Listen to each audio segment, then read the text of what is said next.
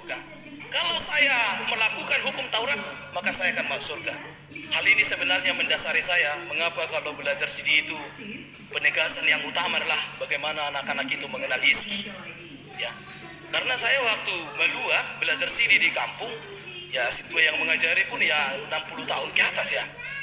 Jadi paling kalau kita belajar hari Jumat contohnya yang diajarkan patik perjulu, audo Jehovah de batam nina de batata, dan jadi marakup au bainomu.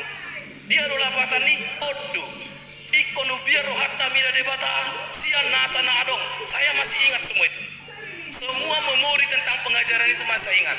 Tetapi ketika saya sudah mengenal Yesus tahun 2004 di kampus, saya membayangkan betapa lamanya saya memahami bahwa saya masuk surga karena perbuatan saya. Ternyata masuk surga itu bukan karena perbuatan kita, bukan karena kebaikan kita, tetapi karena perbuatan Allah, tetapi karena kebaikan Allah. Apa yang terjadi di kota Roma, di gereja yang ada di Roma, adalah pertentangan yang sudah dibawa sejak pemahaman mereka sebelum Kristen, bahwa mereka memahami supaya mereka dibenarkan, supaya mereka diselamatkan, supaya mereka masuk surga, mereka harus melakukan hukum Taurat. Pemahaman ini adalah pengajaran yang sangat sesat. Ya, pemahaman ini adalah pengajaran yang sangat sesat. Karena itulah maka Paulus menegaskan di Roma pasal 3 sebelum pasal 4 ini ayat 28. Roma pasal 3 ayat 28. Roma pasal 3 ayat 28. Kita baca bersama-sama. Karena kami yakin bahwa manusia dibenarkan karena iman dan bukan karena ia melakukan hukum Taurat. Karena kami yakin bahwa manusia dibenarkan karena iman, bukan karena ia melakukan hukum Taurat. Efesus 2 ayat 8 sampai ayat 9. Kita baca ayat 8 bersama, 1, 2, 3 ya. Sebab karena kasih karunia kamu diselamatkan oleh iman. Itu bukan hasil usahamu, tetapi pemberian Allah. Itu bukan hasil pekerjaanmu. Jangan ada orang yang memegahkan diri. Keselamatan kita masuk surga bukan karena perbuatan kita. Dan inilah yang membedakan iman Kristen dengan segala iman, dengan segala ajaran, dengan segala agama yang ada di bumi ini. Iman Kristen adalah Allah yang dari surga datang ke bumi dan membuat jalan ke surga. Iman non-Kristen adalah manusia yang dari bumi berusaha dengan perbuatannya, berusaha dengan kesalehannya, berusaha dengan agamanya, berusaha dengan kesuciannya untuk datang kepada Allah. Tetapi iman Kristen, Allah yang menjadi manusia, supaya di dalam dirinya sendiri kita dibenarkan oleh iman. Maka Allah sendiri yang membuat jalan.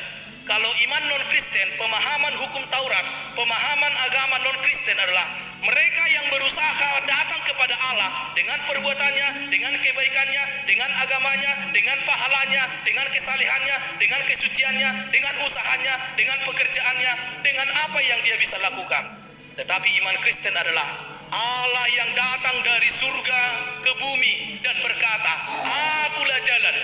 Karena tidak ada jalan lain kecuali Allah yang menjadi manusia itu. Akulah kebenaran, karena tidak ada kebenaran dengan perbuatan manusia. Kemudian akulah kehidupan. Akulah jalan, akulah kebenaran, dan akulah kehidupan, kata Yesus.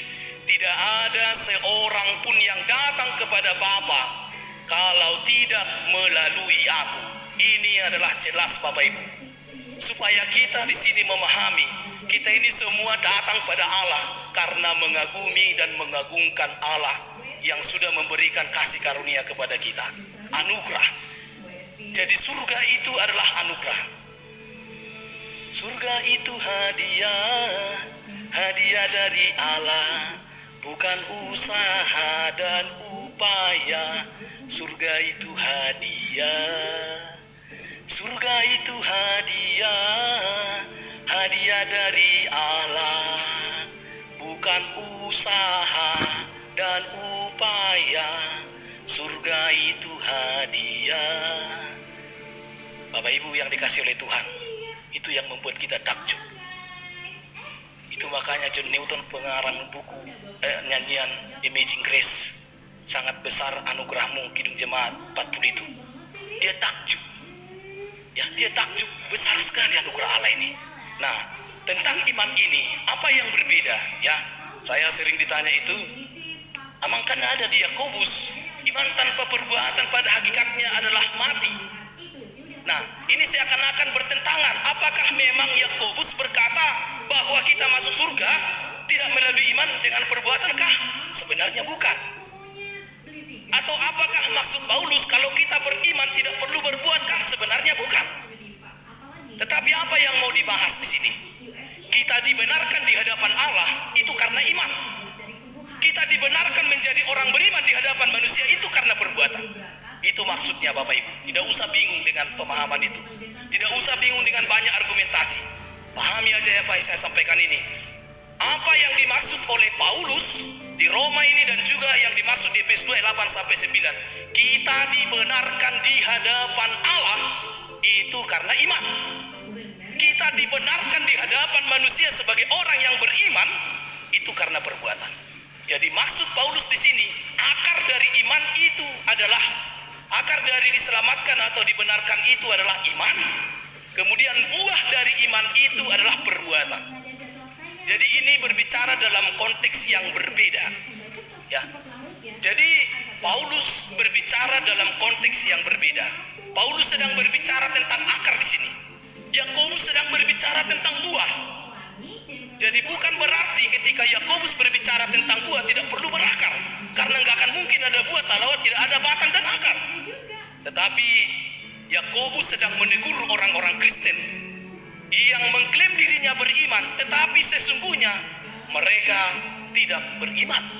Maka dia menantang dan berkata, iman tanpa perbuatan pada hakikatnya adalah mati.